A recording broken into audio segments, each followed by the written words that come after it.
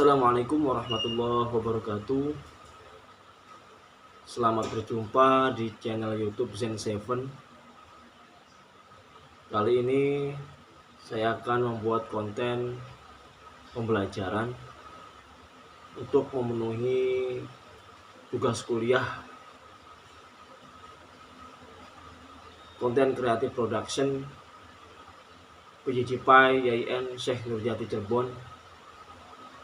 Adapun tema materi saya pada kali ini yaitu tentang tips atau cara pembuatan pidato sekaligus cara menyampaikan pidato di depan umum.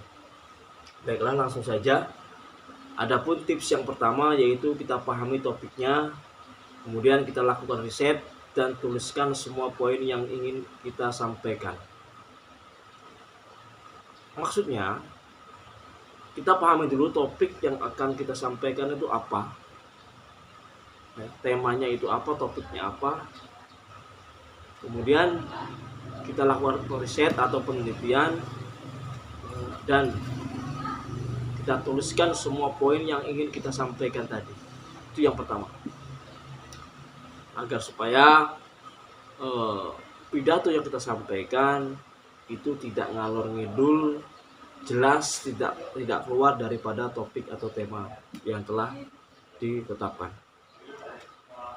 Yang kedua, tipsnya yaitu siapkan catatan Anda buat agar mudah dibaca sehingga kita tidak kebingungan jika membutuhkannya sebagai acuan.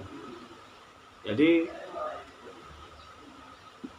kita harus punya catatan kecil ya, yang poin-poin tadi kita catat, kemudian nanti ketika kita berpidato tetap kita bawa karena itu sebagai acuan. Seandainya itu tidak kita bawa, tidak kita untuk acuan, nanti kita bisa keluar dari konteks. Nah, ini kalau keluar dari konteks, keluar dari topik, keluar dari tema, sehingga pidato tadi terkesan ramai dan terkesan tidak baik. Oke, selanjutnya tips yang ketiga yaitu latihan berdiri di depan cermin dan sampaikan pidato Anda. Perhatikan saat-saat Anda melambat atau mengalami kesulitan ketika berbicara. Jadi kita di depan cermin ya. Kemudian kita melihat intonasi, mimik dari pengucapan kalimat-kalimat pidato tadi kira-kira sesuai atau tidak.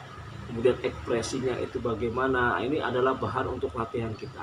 Maka kita memerlukan cermin agar supaya pidato yang kita sampaikan itu sesuai dengan apa yang kita harapkan.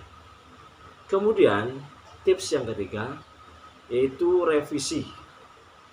Kita dapat selalu mengubah konten agar mengalir dengan lebih baik. Jadi setiap acara, setiap saat, hari ini, esok, dan yang akan datang, kemarin, itu akan mengalami perbedaan isi daripada pidato, meskipun dengan tema yang sama atau topik yang sama, karena sesuai dengan keadaan, kondisi hari ini, hari esok, atau hari kemarin. Maka perlu adanya revisi. Nah, revisi ini harus kita lakukan agar pidato kita tidak terkesan monoton, itu saja, atau tidak ada mengalami perkembangan zaman. Kemudian tips yang kelima yaitu jangan baca pidato Anda, tetapi jangan menghafalkannya juga. Pahami seutuhnya sehingga Anda dapat berimprovisasi, tetapi tetap fokus pada topik. Artinya apa? Catatan kecil yang kita buat tadi berupa poin-poin pidato itu kita bawa saat kita berdiri akan menyampaikan pidato. Jadi sekali-kali kita lihat, sekali-kali kita menghadap audiens agar tidak terkesan kaku. Kalau kita monoton melihat teks terus, nanti nggak sadar jamaah kita hilang semua atau audien hilang semua. Atau kita fokus ke audien, kita tidak fokus pada teks, sehingga lupa ngalur ngidul, arahnya kemana tidak jelas. Karena pidato dengan ceramah itu beda.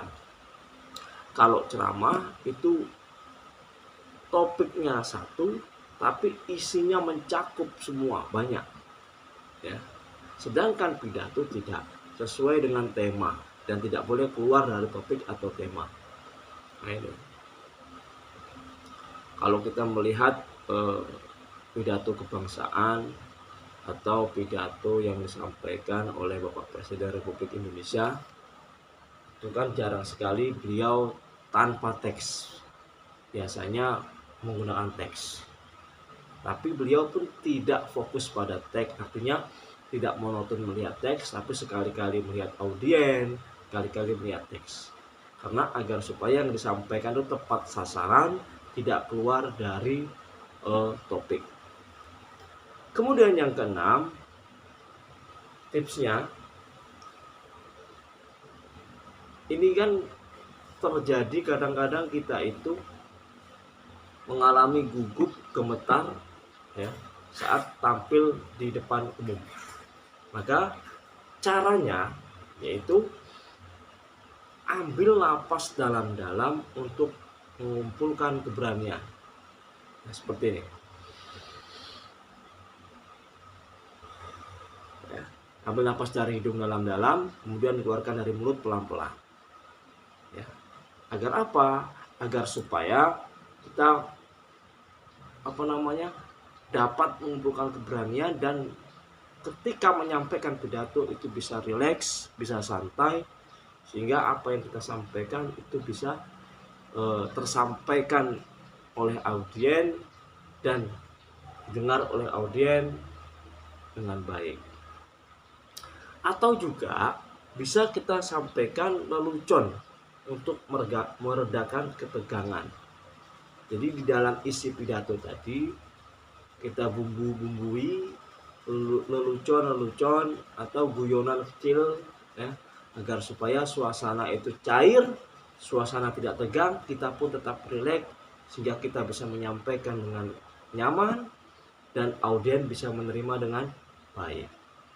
Baiklah pemirsa YouTuber dimanapun saja berada, itu saja yang bisa saya sampaikan. Mudah-mudahan ini bisa menjadi tugas saya yang dapat bermanfaat, baik untuk diri saya, umumnya untuk semua penonton dimanapun berada.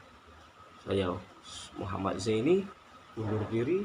Wallahul muwaffiq ila aqwamit thoriq. Assalamualaikum warahmatullahi wabarakatuh.